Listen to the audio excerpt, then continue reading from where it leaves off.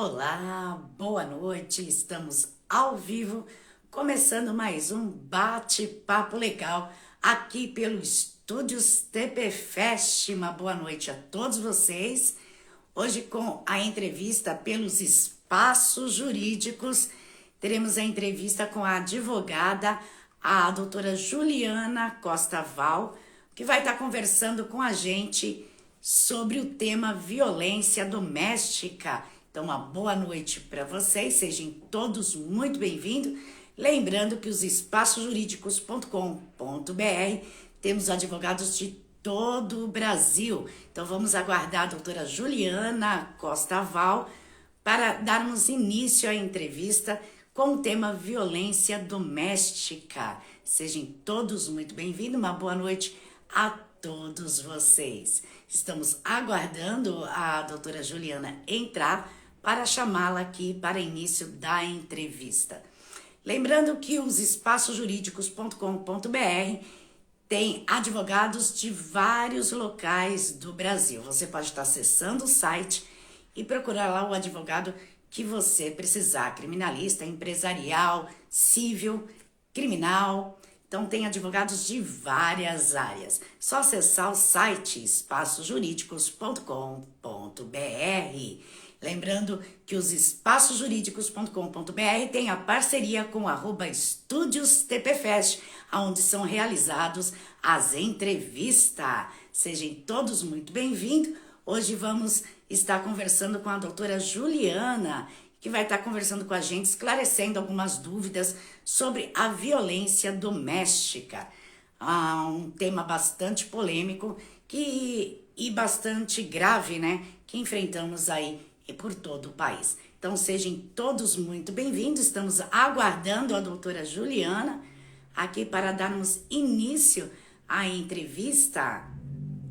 E você também pode acessar o canal TP Fest. Se você ainda não se inscreveu no canal TP Fest, se inscreva no canal TP Fest lá pelo YouTube e acompanha toda a programação da TP Fest. E se você quer acompanhar notícias, acesse o site trêspontasurgente.com.br, onde tem várias notícias do jornalismo do Brasil e do mundo. Então, sejam todos muito bem-vindos. A gente está aguardando aqui a doutora Juliana Costa Val para estarmos entrevistando sobre violência doméstica. Esse é o tema da entrevista hoje com a doutora Juliana. Sejam todos muito bem-vindos.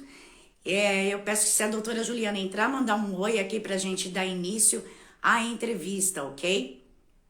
Nós estamos no aguardo aqui, produção. Até o momento, estamos aguardando a doutora entrar aqui. Vamos chamá-las para a entrevista.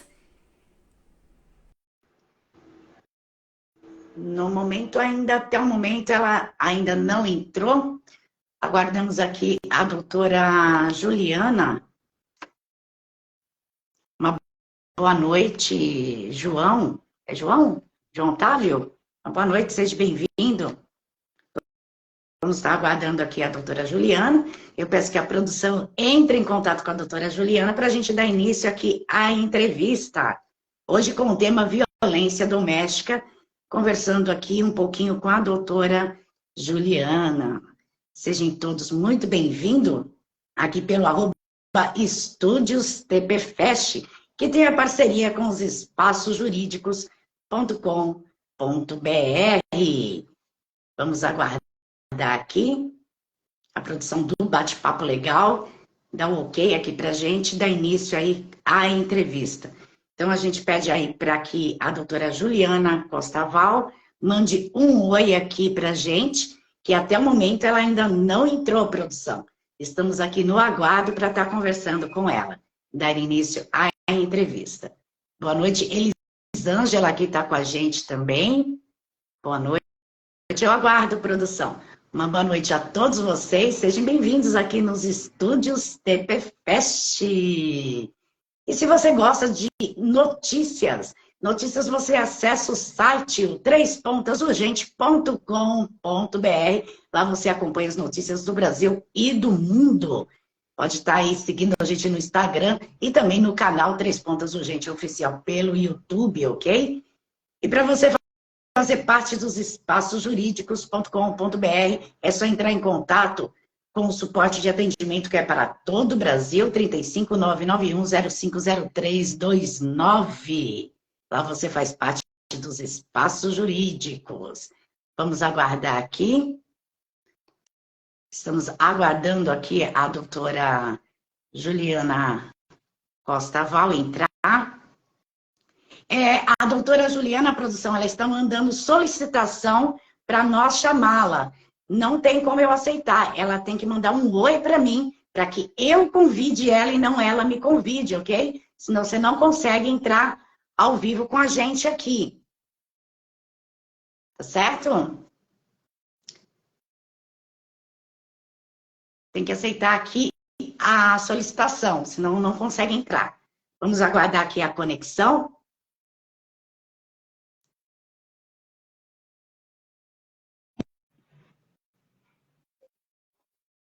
Boa noite, doutora. Seja bem-vinda nos espaços jurídicos. Tudo bem? Boa noite. Boa noite. Hoje nós vamos estar conversando sobre violência doméstica. Eu gostaria que a doutora se apresentasse para as pessoas poderem conhecer um pouquinho sobre você. Boa noite, tudo bem? Sou a doutora Juliana, falo aqui de Petrópolis, Itaipava, no estado do Rio de Janeiro. É um prazer estar com vocês aqui. Agradeço o convite mais uma vez. Eu sou Juliana, minha especialidade é Ciências Criminais e Violência Doméstica. Faço parte da Comissão de Direito Penal aqui pela subseção de Petrópolis. Também sou da Associação Brasileira dos Advogados pelo Brasil, né? Aqui pelo estado do Rio de Janeiro também, representando Petrópolis. E temos desenvolvidos alguns trabalhos aqui voltados para a área criminal. Por isso que eu achei interessante o tema e aceitei o convite para vir aqui, para a gente bater um papo aqui a respeito da violência doméstica. E é um tema bastante polêmico, né, doutora, que acontece a cada minuto no país, né? E eu gostaria que a doutora falasse quais são os crimes de violência doméstica e qual a pena para esses crimes. Pois é, a violência doméstica, as pessoas, né, tinham a impressão que para cometer a violência doméstica bastava só estar entre ali na família, né? Só que a violência doméstica, como a nomenclatura mesmo fala, é violência familiar e doméstica, né? Então é importante a gente dizer aqui que a violência doméstica ela pode ser cometida também por pessoas que não são parentes, tá? Primeiramente, a lei ela veio por conta aí de uma situação, né, de uma senhora do Ceará, né? Ela sofreu violência doméstica por conta do marido em 2002, né? E aí veio a Lei Maria da Penha, né? Que o nome já vem aí por conta dela. A gente teve aí uma pressão aí por parte do direito internacional, porque até então não se resolvia a questão dela, como outras mulheres também sofriam abusos, enfim, sofriam violência dentro de casa. E aí, quando foi sancionada a lei, a princípio as pessoas achavam que era só no âmbito familiar, né? Tinham essa visão. Mas não, a lei Maria da Penha, né? Lei de violência doméstica, ela engloba também situações como nora e sogro, é importante a gente falar, tá? Ela engloba ex-mulher com ex-marido. Não é só a mulher, ela não precisa estar em casa com o marido para ela sofrer violência doméstica. É importante. Irmãos, tem jurisprudência entendendo que até entre primos. Então, eu acho interessante a gente trazer aqui essas questões, porque é desconhecido de alguns essa questão que a violência doméstica, ela é doméstica e familiar, mas não é só familiar, né? Então, e outra coisa, depois, quando foi tomando dimensão por conta do número de casos, né, que foi aumentando, para você ter uma noção, em 2022, por conta da pandemia, foi mais de 31 mil casos registrados. É muito triste a gente falar isso dos números que foram registros, né? Fora aqueles que não têm registro, né, doutora? Porque muitas pessoas, muitas mulheres deixam de fazer a denúncia. A gente vê Pois isso é. acontecendo, muitas deixam de ter o registro aí, então acredito que esse número é muito maior e muito mais alarmante, né? Pois é, isso é importante a gente falar, porque bate muito na tecla, a mulher tem que registrar, a mulher tem que registrar, mas a gente já teve muito avanço por conta aí da mulher registrar, porque ela começou a ter a segurança de registrar, porque aí foi criada a delegacia especializada para atender essa mulher. Porque até então a mulher ia à delegacia, né, para registrar, e aí muitas vezes ela passava como culpada.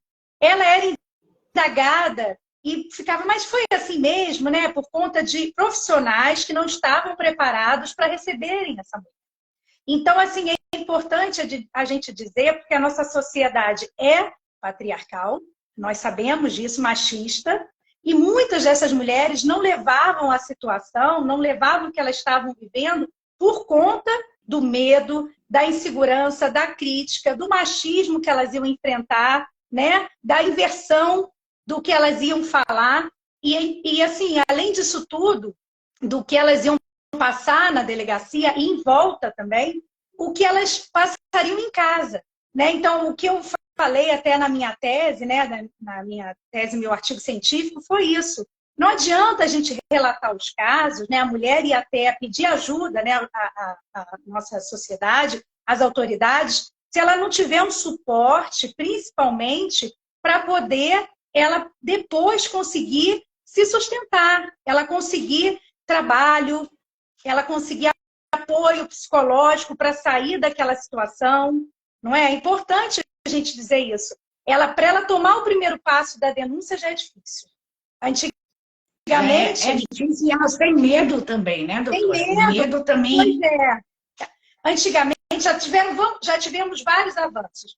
Antigamente, a mulher que tinha que denunciar. Hoje em dia, a gente sabe que a ação penal é pública e incondicionada, né? Então, antigamente, ninguém queria se meter, porque tinha aquele ditado, entre marido e mulher, ninguém mete a colher, né?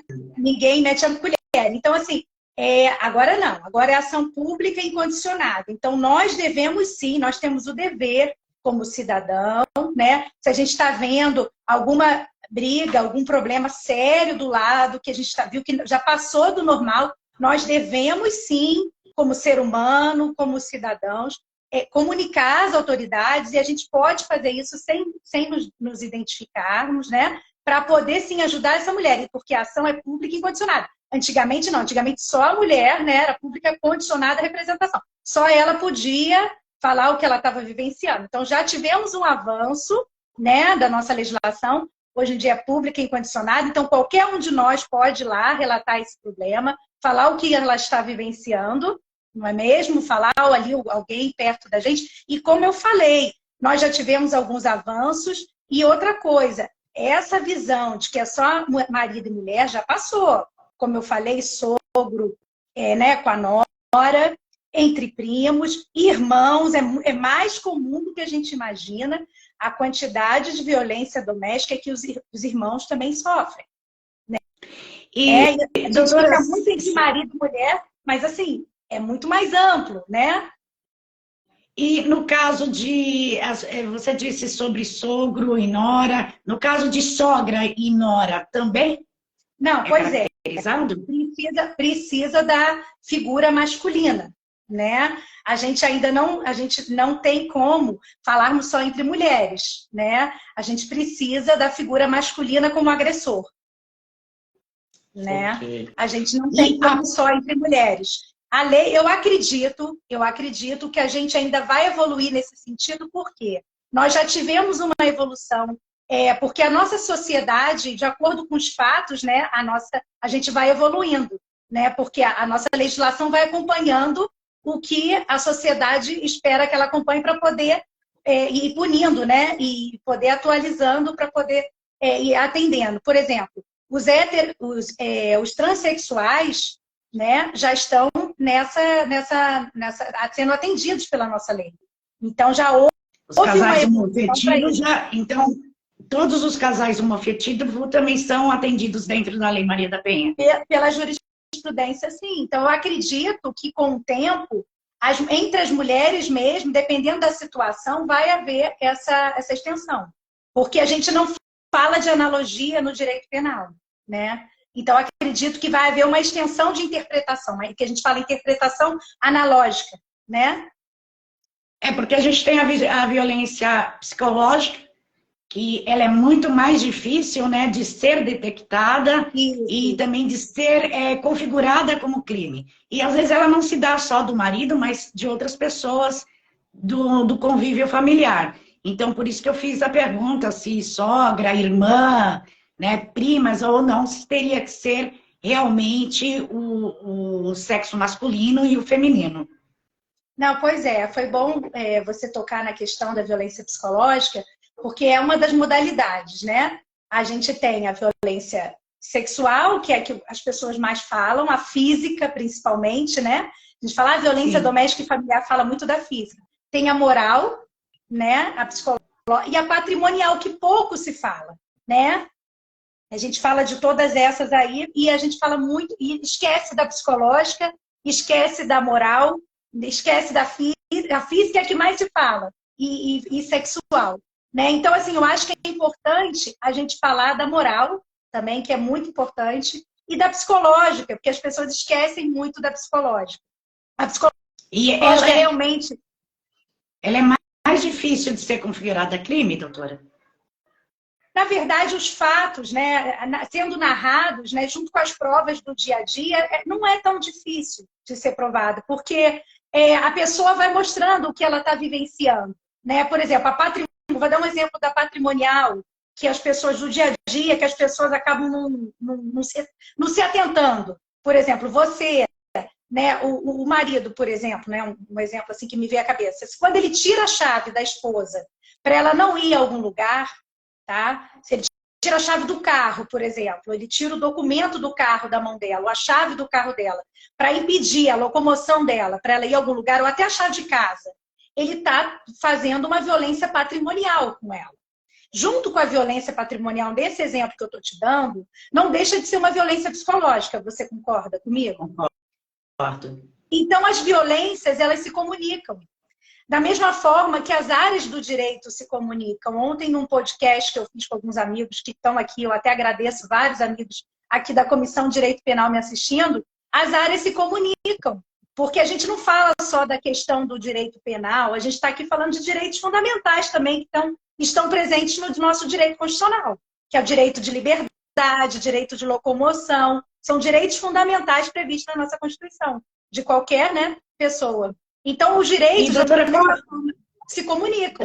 Então, uma modalidade dessas modalidades de violência doméstica, ela pode estar prevista na outra. Você pode estar sofrendo uma sexual, né, uma violência sexual, e nela está junto a violência moral, que você está ali sofrendo no dia a dia, a psicológica, a física, né? A física é mais evidente por um tapa, de repente, mas você também, aquelas agressões morais no dia a dia, tudo meio que está interligado.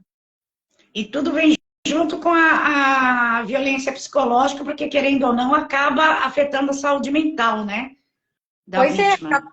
Acaba afetando a saúde mental, acaba afetando a moral, porque você fica se sentindo mal, você acaba com a sua autoestima, né? Você se sente mal perante a sociedade, perante sua família, né? Você vai se sentindo incapaz, né? Você vai se sentindo inferior. Isso tudo está interligado no seu dia a dia. Isso te prejudica para fazer os outros afazeres, né? A sua rotina. E isso, de uma forma ou de outra, impede, muitas vezes, que ela tome coragem, no caso a mulher na situação ali, de tomar algumas atitudes. Muitas vezes ela fica naquele círculo que ela não vê o que ela está passando.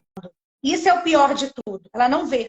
Então, por isso que é importante as pessoas que estão ao redor, de alguma forma, eu sei que é difícil, mas tentar sinalizar, tentar oferecer um trabalho, tentar oferecer, sabe, uma ajuda indireta, de repente, para o ciclo se romper. É um ciclo vicioso que a mulher vai passando. E se você, de alguma forma, oferecer uma ajuda, mesmo que possa parecer pequena, Se for um vizinho, né, que eu sei que é difícil, mas você liga, fala, olha, eu tô aqui, quer dar uma volta comigo no shopping, só de você romper aquele, né, você sabe que todo dia, naquela hora, aquela mulher, ela é agredida, tô dando um exemplo. Se você dá uma ligada, fala, olha, vamos tomar um café comigo, você pode não comentar sobre o assunto, mas você, naquele momento, você está rompendo aquele ciclo daquela violência, de alguma forma. Daquela violência. E qual a pena para esses tipos de crime? Então, a pena ela pode ser agravada, né, dependendo da situação, porque, como eu te falei, vai acumulando, né, dependendo da modalidade, mas a pena mínima é de 6 meses, né, a 2 anos, e tem as agravantes. Né? É necessário a gente falar aqui das agravantes também, né, porque, e é importante também a gente dizer, por exemplo, no caso, a gente está muito em evidência aí o estupro virtual, né, as questões aí online. E, inclusive, essas modalidades também podem estar prevista a violência doméstica. Né? Então, é isso que eu falei. Os crimes, eles se comunicam e você pode ter também um estupro virtual com a violência doméstica. A pessoa pode ter uma relação familiar com a vítima. Então, até mesmo pelo virtual, ela entra dentro da Lei Maria da Penha? Pode sim. E aí a gente vai ter uma agravante. Aí pode ser até caso de concussão, né? A gente tem a soma dos crimes, enfim. Então, não fica isolado, né? A gente soma as penas. Então, é importante a gente falar da situação, como é importante a informação, principalmente para os adolescentes, né? Que muitas vezes se veem conversando com estranhos, se veem, acha que às vezes pode ser uma oportunidade de emprego, né? E começa a conversar, e quando se vê já está envolvido, e até com ex-namorado. Por isso que eu falo que é muito comum a gente ver hoje em dia o estupro virtual com a violência doméstica. Em situações de violência coisa está ligada, né? Eles estão interligados, né, doutora? Pode acontecer da pessoa sofrer violência doméstica e também isso ter um estupro online. E como se dá o processo da violência doméstica na prática? Então, o processo da violência doméstica é um procedimento, né, de vara criminal, né? E a pessoa, ela não tem medidas, é o juizado, tá? Mas é um juizado, não é um juizado, como eu vou dizer, um juizado criminal, mas é importante a gente dizer que não é a cesta básica, não. A gente tem o agressor, ele tem sim direito à audiência de custódia normal, para ser ouvido. Não é um juizado simples, é um juizado que tem pessoas que estão preparadas para ouvir esse agressor, mas é importante a gente falar também que não cabe a transação, né? Porque é uma questão de cuidado, né? É uma questão de cuidado com a mulher.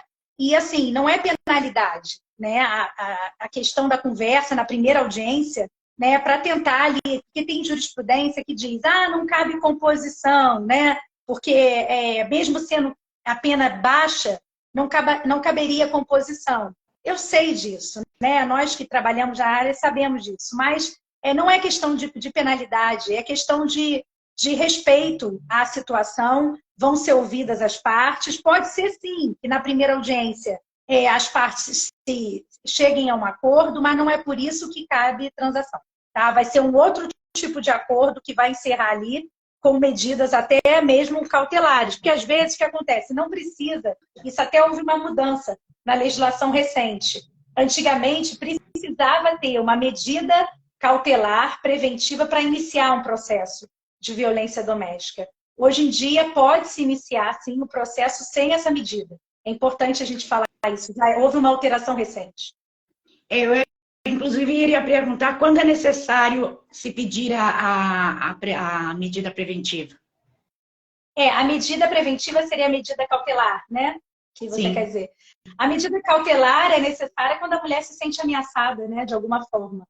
Né? Se ela está se sentindo ameaçada, se ela está se sentindo, de alguma forma, com medo, né, do agressor, se de alguma forma ele está indo, estou dando um exemplo, na casa dela, perturbando, se ela está com medo dele, ela realmente tem que ir até a delegacia especializada mais próxima pedir a medida protetiva. Mas não impede de começar o processo de violência doméstica sem a medida protetiva. A gente teve um avanço aí na legislação quanto a isso.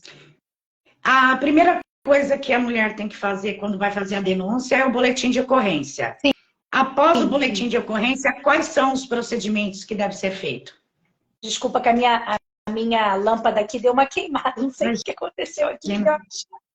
Então, após o boletim de ocorrência, ela tem que aguardar, né? Geralmente em 24 horas, né? O boletim já começa a ser examinado e tal, mas o Ministério Público que toma ciência para ver se vai ter denúncia ou não, né? A ação é do Ministério Público e se trata de ação pública incondicionada, né? Mas geralmente quando já ela faz a denúncia, né? Ela faz o boletim de ocorrência, não denúncia não, ela faz o boletim de ocorrência, a autoridade policial, a primeira coisa, quando ela faz o boletim de ocorrência, a autoridade policial já chama a parte contrária, no caso o agressor, para ser ouvido, para ver que situação que está, né, para ver qual é a medida a ser tomada de urgência. O agressor, muitas das vezes, vai acompanhado de advogado, que é o que a gente orienta também, porque o que é muito comum, que eu vou falar aqui, quando eu fiz a minha especialização, eu pensei que eu fosse defender mais mulheres, mas por incrível que pareça, eu tenho defendido homens por denúncias descabidas. Tá? É importante eu falar isso também. Eu fiz a minha especialização para defender mulheres, mas por incrível que pareça, infelizmente, algumas mulheres utilizam da lei para se beneficiar em processos de família, principalmente. Isso então, se vê muito, então, doutora? É comum. Infelizmente é comum quando, eu vou dar um exemplo, quando a mulher não está satisfeita numa partilha de bens. Então, ela não quer, por exemplo, separar da casa, não quer partilhar a casa que ela mora. Estou dando um exemplo aqui, aí o homem precisa adentrar a casa para pegar bens, e aí ele precisa entrar, ele está batendo ali na casa, ele está tocando a campainha, e muitas vezes a mulher usa desse artifício para dizer que está se sentindo ameaçada, que o ex-marido está incomodando, e vai até a delegacia, pede uma medida protetiva para o ex-marido não incomodá-lo. Estou dando aqui um exemplo. Por isso que é muito importante, e hoje em dia os delegados, os juízes já estão mais preparados, porque já viram situações comuns como essa, escutam o suposto agressor, que no caso aí desse exemplo que eu estou dando é um ex-marido, chamam ele até a delegacia para escutar a versão dele, para saber o que está acontecendo. E quando o suposto agressor vai, geralmente acompanhado do advogado, que é nessa hora que algumas vezes já fui, né, acompanhando o ex-marido, ele explica, não, eu acabei de me separar, eu não estou ameaçando ninguém, eu só quero entrar na minha casa para pegar meus bens móveis, né, minhas roupas, meus pertences, enfim.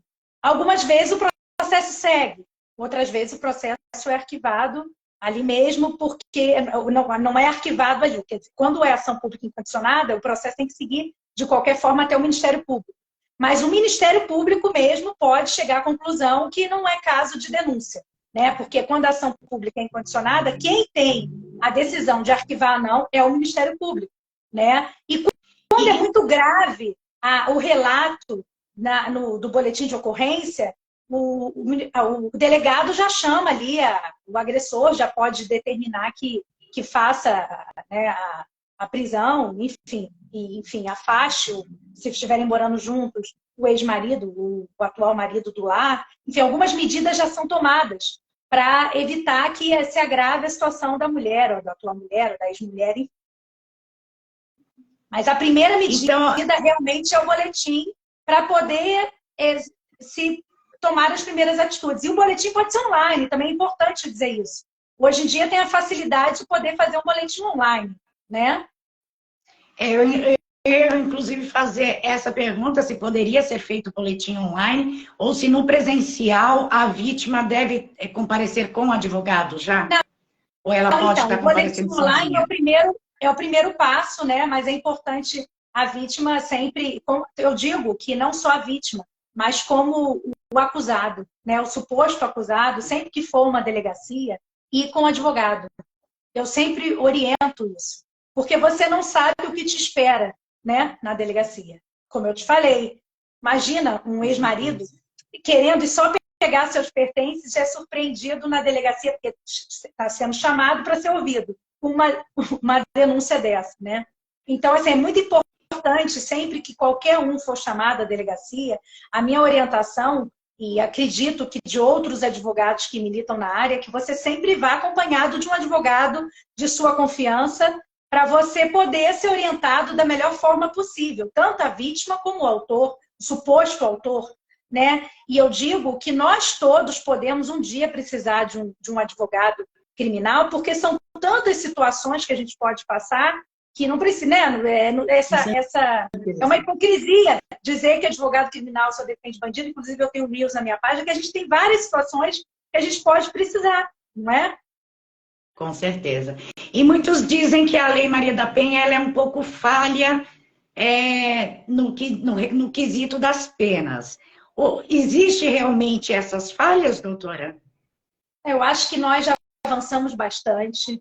A lei ela começou com penas mais brandas. Eu acho que essas medidas já melhoraram. Então, não só as penas, como as medidas já foram mais falhas, como há essa crítica.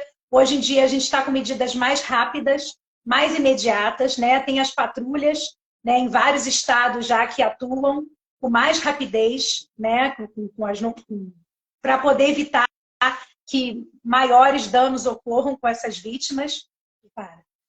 E com isso, eu acredito que a gente está evoluindo cada vez mais. Né? Começou com a campanha do Sinal Vermelho, né? Depois da Lei Maria da Penha. Várias pessoas também se mobilizando, pessoas influentes na sociedade, para poder dar mais voz a essas mulheres, né? Com campanhas do governo também, pessoas passando por isso também e tomando coragem para trazer, mostrando que não é vergonha, né? Porque muitas mulheres também tinham vergonha de trazer o assunto. Por exemplo, essa novidade que eu trouxe, que não tem nem 6 meses, que não precisa mais entrar com a medida cautelar para você começar com uma ação, né, da violência doméstica, já é um avanço. Né?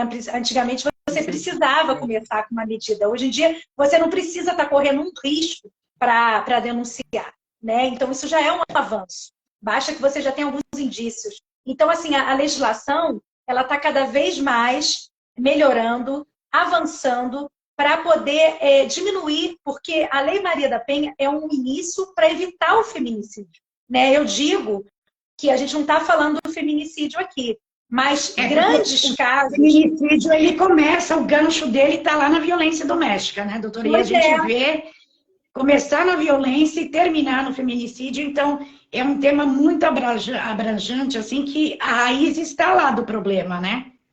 Às vezes por medo de não denunciar, ou por medo até da família, né, do agressor, às vezes também ameaça. É importante a gente falar isso. Essa violência doméstica, ela se dá não só do agressor, mas também da própria família do agressor, que às vezes intimida a vítima, né, doutora? Pois é. É importante a gente falar sobre isso, porque muitas vezes a vítima pede socorro e a família, às vezes, da vítima também encobre o agressor e a vítima.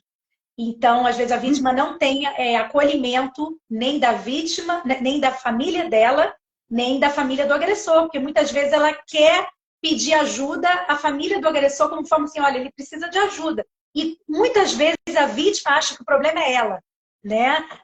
Até ela conseguir enxergar que o problema é o outro, é um processo... Que ela não está errada, né? É complicado. É complicado. E quando a família em si sabe das violências domésticas que vem acontecendo com aquela vítima e não denuncia, caracteriza a negligência? Pois isso é muito delicado, né? Porque qualquer crime, né, que você presencie e de alguma forma você não fala, né, até que ponto você está participando desse crime, né? Não só de violência doméstica, né? Você está se omitindo e não está levando as autoridades para tomarem alguma providência, né? Isso é muito importante. Você está se omitindo, você está aceitando. Isso também no caso das mães que deixam que os seus filhos sejam abusados, digamos, sexualmente pelos padrastos, Então, assim, quando a gente levanta essa questão, a gente vai puxar muita coisa. É importante a gente falar aqui. Então, tem muitas situações que a gente vê que as pessoas fecham os olhos para evitarem problemas, para não, de repente, não deixarem de viver alguma situação. É muito difícil a gente julgar, né? A gente vê, a gente vê cada coisa, sabe? Cada um sabe até onde suporta e consegue viver aquilo ali. Né? Quando vem para a mídia, que a gente fica, meu Deus, como é que a pessoa suportou tanto tempo? Né? A gente vê muita coisa, violência contra as crianças, violência dentro de casa, aquela mulher que suportou tanta coisa, né? E deixou até o filho sofrer esse tipo de violência. Então, é difícil, né, dizer por que aceitou, por que foi conivente. Na minha visão, uma mãe que aceita e não relata os abusos de um padrasto é tão ruim quanto, que ela é mãe. Mas quem sou eu para dizer isso? Né? Então, eu acho que é muito da situação ali que cada um está vivendo. E é um tema bastante importante para se estar conversando, para se colocar na mídia. E não só quando acontece o pior, né, doutora? Porque geralmente a mídia, ela já publica quando já está no extremo. Mas eu acho que falta ainda um programa de conscientização, não sei se por parte do governo, mas um programa de conscientização para trazer mais para a mídia esses relatos, porque isso acaba ajudando essas vítimas até que ainda têm medo em denunciar também, né, doutora? Não, pois é por isso que eu falei no início da live, né? Quanto mais conhecimento, quanto mais informação, mais encorajamento nós damos a essas mulheres e à sociedade de participar, porque não é um problema só delas individualmente, é um problema de todos, né? É um problema social. Eu vejo como um problema social, né? Se nós dermos meios para elas saírem dessa situação, e quando eu falo mulheres, eu falo famílias, né? Porque a gente vê junto com essas mulheres, com certeza, tem filhos, né? Tem mães que estão vivenciando isso. Então, quando a gente dá meios, a gente está ajudando toda uma família, né? Por isso que na minha tese, eu falei, como eu acredito que em outras também, quando você dá meios para ela sair, muitas suportam porque não tem dependência financeira. Algumas suportam aquilo, vivem essa violência psicológica, moral, porque não tem essa força psicológica, não conseguem viver sem aquele homem, entendeu? Muitas têm até dependência financeira, são mulheres muito bem-sucedidas, mas não conseguem criar um elo, uma dependência totalmente psicológica, né? A questão psicológica que você falou. Mas não conseguem viver sem aquele homem. É difícil a gente entender isso. Mas muitas criaram um elo ali e até mesmo doentio.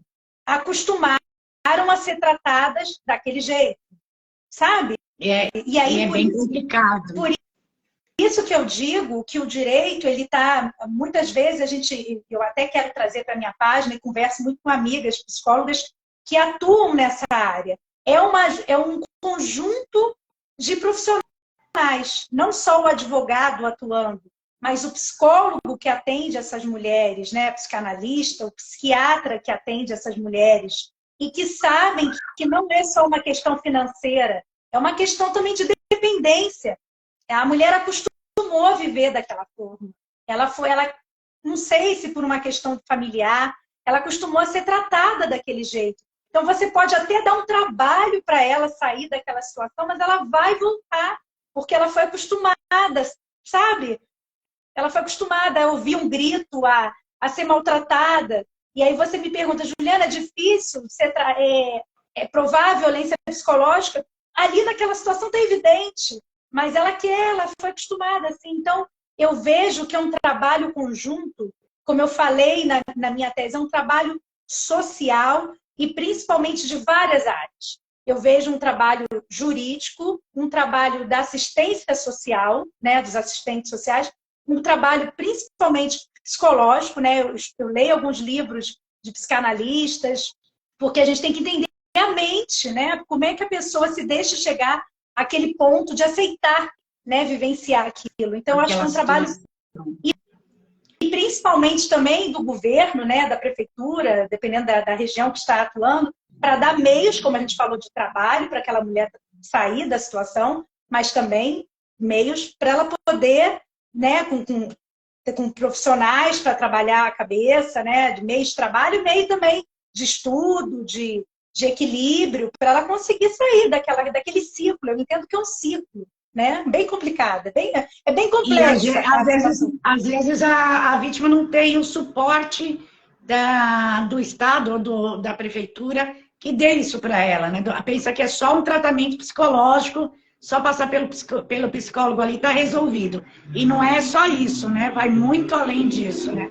Pois é, Então, por isso que eu acho que não adianta nós termos uma legislação, é isso que eu falo na minha tese, acredito que outras também, alguns livros que eu já li. Não adianta a gente ter uma legislação supra, mega, power, né? Assim, uma legislação que vá punir o agressor, que faça ali, sabe? Se nós não tivermos uma base que vá dar dê o essa suporte, né, para a vítima.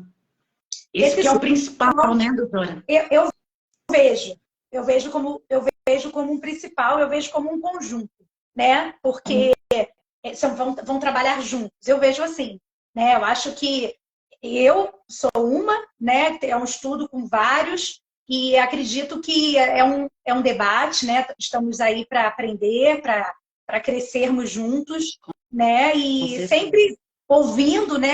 Outros que têm aí para acrescentar, para somar, que também atuam na área, para ajudar essas mulheres e principalmente a gente crescer, evoluir, né? Melhorar aí nessa parte. Com certeza. E a gente tem as perguntas dos internautas, doutora. Tá bom. Eu tenho a pergunta da Leandra Aparecida, que ela é do Litoral Paulista. Ela pergunta, eu gostaria de saber o que acontece se a vítima não comparecer na audiência. Então, a vítima ela é a maior interessada, né? Mas como é uma ação pública incondicionada, o processo vai seguir. É diferente de ser uma ação pública condicionada à representação ou privada. No caso, se a pessoa entrar com um processo, né? E a pessoa não compareceu, o autor não comparecer, o processo é arquivado.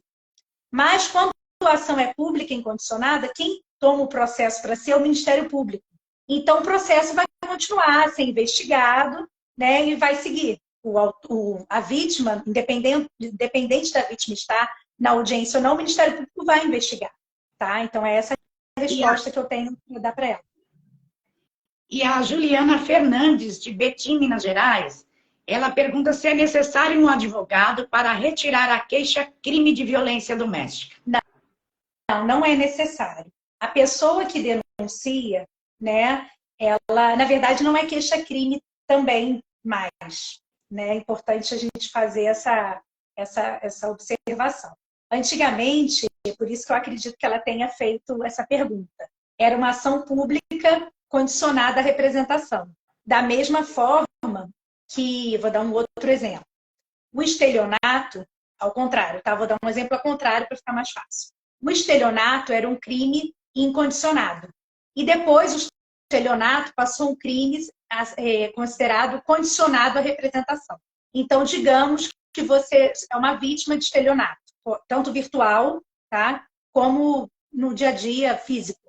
Você vai à delegacia, faz um boletim de ocorrência, você tem 6 meses para dizer se você quer seguir ou não o estelionato contra a pessoa que você já sabe quem é.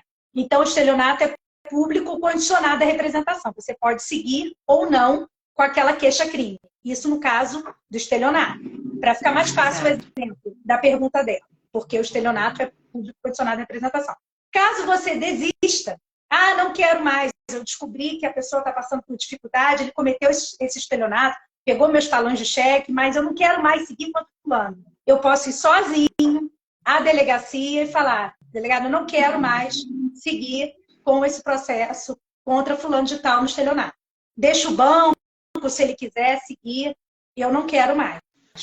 O banco também tem direito, se quiser seguir, né? Porque foi um cheque, deu problema lá no banco, mas eu, Alessandra, né, que perguntou, não, Juliana, Juliana, não quero mais seguir com o processo do estelionato. Isso para dar um exemplo de uma ação pública condicionada à representação. Posso ir sozinha arquivar. Mas no caso da violência doméstica agora é incondicionada. Se eu vou até a delegacia e faço um boletim de ocorrência, eu não tenho mais essa opção de arquivar. De retirar. Porque é uma ação pública incondicionada. O que pode acontecer chegando na audiência, né? Eu falei de um ex-marido meu, posso falar, não, eu já estou mais segura. Se eu pedir alguma medida protetiva, né? Isso é importante a gente falar. A mulher, ela pediu alguma medida, se sentiu ameaçada, e chegou na primeira audiência, né? Ah, não, excelência, eu já estou segura, não preciso mais da medida, ele não está me causando mais nenhum transtorno, eu estou mais, né? Estou mais satisfeita, não está mais me causando mais nenhum aborrecimento, né? Não preciso. Por mim, eu já não precisaria mais da medida protetiva, eu não preciso mais, não estou mais preocupada com o que vai acontecer com ele, né? Eu entrei, mas No estou até caso de reconciliação também, né, doutora? Tem o caso de reconciliação que acabam voltando e mesmo depois de ter feito a denúncia, né?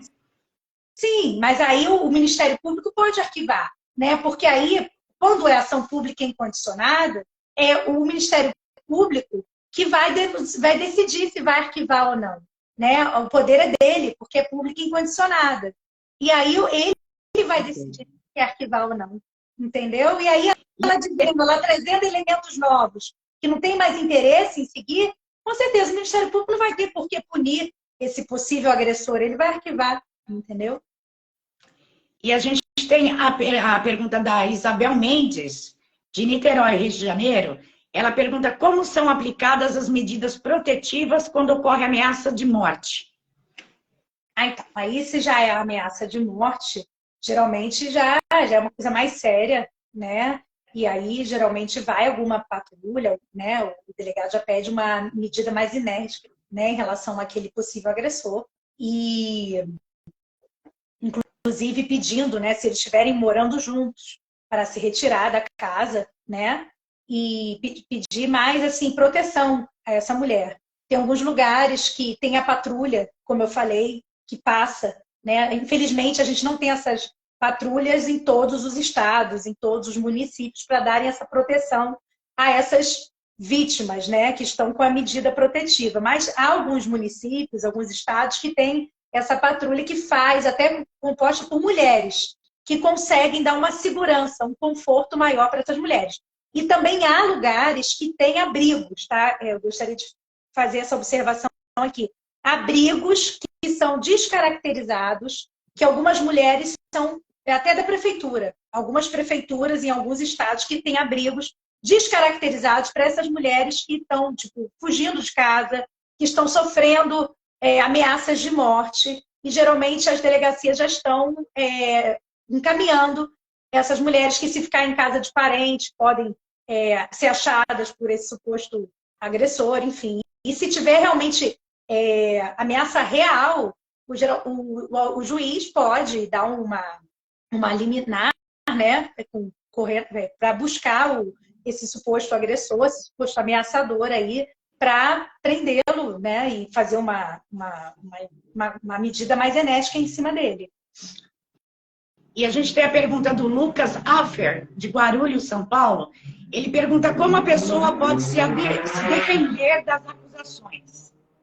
Então. Como uma pessoa pode se defender das acusações. Tá. Foi o que eu falei mais cedo, né? Geralmente o delegado vai escutar a vítima, né, de violência doméstica que está ali fazendo o registro de ocorrência, vai chamar, no caso, o suposto agressor até a delegacia para prestar os esclarecimentos. Foi o que eu falei mais cedo. É importante que o suposto agressor vá com o advogado para prestar os esclarecimentos. São os primeiros esclarecimentos na delegacia, né? Ali ele já está começando a fazer a sua defesa, né? E depois o processo vai seguir para o juizado de violência doméstica. Tem alguns lugares que se chama sala lilás, né? Que é onde vai ter o acolhimento da mulher e é onde vai ter o juizado de violência doméstica, que é o juizado que antigamente falava que é tudo juizado criminal, não. Juizado de violência doméstica, onde não existe juizado ainda especializado para violência doméstica, é julgado no juizado especial criminal. Ok. E a Crislaine Souza, de Belo Horizonte, Minas Gerais, ela pergunta o que se deve fazer quando as acusações são injustas? Então, como eu disse, né, e repito, acontece sim de acusações injustas, inclusive para os homens, né? Que eu falei, eu acabei fazendo a especialidade, estou defendendo mais homens, né? Então vai ter, como todo o processo, tem os dois lados, né? O delegado jamais vai mandar prender sem escutar, né? O suposto agressor, enfim. Então as acusações injustas vão ser provadas, como todo o processo, a ampla defesa, há o contraditório, né? Que são princípios basilares do direito, né? Que está previsto na Constituição para todos. Então, o suposto agressor vai ter como provar que ele é inocente. E esse processo vai tramitar, como eu falei, no juizado especial de violência doméstica, né, criminal de violência doméstica, onde esse agressor aí acusado injustamente vai poder fazer aí a sua defesa com um advogado de sua confiança para provar que é inocente, né, com os meios aí de prova, com testemunhas, né, mensagens de WhatsApp, print, né, de mensagem de WhatsApp, que ele é inocente. E a Adriana Silva, de São Paulo, capital, ela diz o seguinte: somos um casal homoafetivo. Venho sofrendo violência psicológica. Há pouco tempo sofri física. Gostaria de saber se a Lei Maria da Penha se enquadra para mim e o que eu devo fazer. Sim, como eu falei mais cedo, né, para casais também, para transexuais, pode procurar uma delegacia especializada, pode procurar um profissional da área que ela acredite que vai defendê-la da melhor forma possível para assessorá-la, e nessa delegacia especializada ela vai relatar, né, os fatos, né, que estão acontecendo com ela, para ela procurar o que ela achar, né, que deve para ter as medidas aí adequadas para sair dessa situação. Lembrando que o diálogo, né, no meu entendimento, ainda é o melhor caminho, mas quando não há mais diálogo, já tem falta de respeito, aí não tem mais jeito, né? A gente realmente, o afastamento, no meu entendimento, é o melhor caminho. E a Carla Guzmão, de Florianópolis, ela pergunta: em caso de abuso sexual, seguido de agressão, durante o ato, seria um crime de violência doméstica? Sim.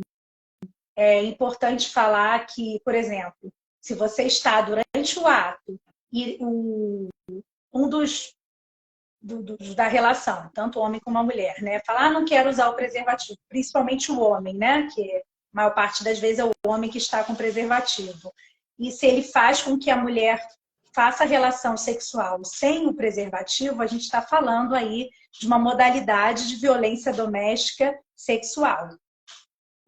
Então, pela pergunta, né, que eu entendi que ela quis, né, fazer, é um exemplo de violência doméstica sexual. E quando se tem agressão durante o ato, também caracteriza como violência doméstica. Se tiver agressão, a gente pode, dependendo da situação, podemos falar até em estupro. Ok. Tá? E o Pedro Gustavo pergunta... Tá? E o Pedro Gustavo, ele pergunta: quais são as garantias da Lei Maria da Penha para a vítima? Minha filha acabou sofrendo violência. Então, daí isso que eu estou falando. Em cada caso, né, vai ser avaliado. Garantias, nós não temos, assim, muitas garantias, né? Como tudo no direito, não é uma matéria exata, né? Vai depender do que for consubstanciado no processo, relatado, mas com certeza, se for os fatos, né, probatórios, né, forem levados à autoridade, com certeza mostrar aí tudo que foi passado, a garantia de que o direito vai ser feito, né, a justiça vai ser feita, porque infelizmente, né, a gente não é uma matéria exata, né, para dar garantias, mas com certeza se juntar as provas, conseguir colher da melhor forma, tiver testemunhas, as provas estiverem bem embasadas, a garantia que nós temos é de uma justiça, de uma proteção, né, para a vítima, feita da melhor forma, com um profissional que eu falo especializado da área, o sucesso do resultado é maior, né? E a gente tem a última pergunta, que é da Elizabeth, que é de São Paulo, capital. ela relata o caso aqui, diz que minha filha sofreu a violência doméstica, sendo com agressões físicas e psicológicas pelo namorado. Houve uma audiência onde ele teve que pagar apenas algumas cestas básicas. Depois da audiência, ele começou a persegui-la. E agora começou ameaças de morte. Estou muito preocupada porque eu pedi a medida protetiva e foi negada. O que eu devo fazer? Nesse caso, se o processo já foi julgado, né, pelo que eu entendi aí da pergunta dela, nada impede dela voltar. Pela pergunta, acredito que sim. O fato do processo já ter sido julgado não impede dela voltar ao juizado e, no caso, se for um defensor público, né, ou até mesmo relatar o fato ao advogado que defendeu na época. Dizer que voltou a ter as incidências, né, porque se deu cesta básica, enfim, na época devia ser a punição só de cesta básica. Porque dependendo, né, da época que foi julgado, do que foi, né, que foi punido. Então, eu acho assim que nada nessa vida, com tudo no direito, a gente tem revisões. Né? No fato de ter sido julgado, não quer dizer que ele não vai poder responder de novo por um mesmo fato. Né? Isso é até um agravante, porque se ele já respondeu um processo, a gente está falando de um reincidente. Né? Se já transitou em julgado, se ele já respondeu, se ele já pagou dessa forma que foi, porque a lei já mudou. Então, nada impede dela voltar. Se foi pela defensoria, ela volte à defensoria, ou se foi um advogado que atendeu a mesma na época, ela vai procurar esse advogado e vai falar, olha, infelizmente, teve essa situação, continua e está de uma forma mais grave, agora ele está ameaçando a minha filha, porque nós temos aí um outro crime agora. Agora é crime de ameaça. Então, ela deve procurar o advogado da época, ou se não quiser, vá a uma delegacia mais próxima e relate a ameaça. E quando for fazer esse relato, fazer um boletim de ocorrência para falar da ameaça, ela faça menção ao processo que ele já respondeu. Porque aí a autoridade policial vai saber com quem está lidando. Né? Vai puxar a ficha dele e vai ver que já tem aí o processo anterior de violência doméstica. É importante, né? Você já passar todos os dados para a autoridade policial. Não que ele não vá puxar, não que o delegado não vai puxar, mas vai facilitar até mesmo para agilizar todo o encaminhamento e mostrar com quem está lidando, né? Que é uma coisa mais grave. Ela tem que fazer um novo boletim de ocorrência, no caso, um novo aqui, boletim né? de ocorrência e agora de ameaça de morte, né? Porque pelo que eu entendi que ela disse aqui, no relato dela, ela quis dar continuidade ao mesmo que já tinha julgado, né, doutora? E agora é um novo caso, né? Pelo que eu entendi, é um novo crime, né, de ameaça, e é importante ela ir logo a uma delegacia para dizer o que está acontecendo, que já teve um julgamento, ele já foi punido e infelizmente não cessou, né? Pelo contrário, a gente está vendo aí que se não der uma pausa, a gente pode estar lidando até com uma tentativa de homicídio, né? Aí já está caminhando para o feminicídio, né, doutora? Já está indo para esse lado, né? Quando começar a agravar muito, né? Infelizmente, é o que nós falamos, é um ciclo, se não for estagnado, a gente tem casos piores, né? Espero, sinceramente, que não seja o caso da filha dela, que ela logo procure ajuda para, né, estagnar essa situação e dar uma pausa e que ele veja que não é por aí, né? Que ela não está brincando, que ela está esperta, que ela vai procurar ajuda e que ele vai sofrer as penalidades devidas. Ok, doutora. Faltou a gente falar alguma coisa, deixar salientado importante que a gente não falou agora durante a entrevista? Olha, eu estou muito satisfeita porque foram muitas perguntas, né? Entrou bastante gente aí na nossa live. Se as pessoas quiserem, a gente pode fazer um segundo momento, né? Eu estou aí disposta a fazer um segundo momento, que é um assunto que eu acho que gera muito interesse.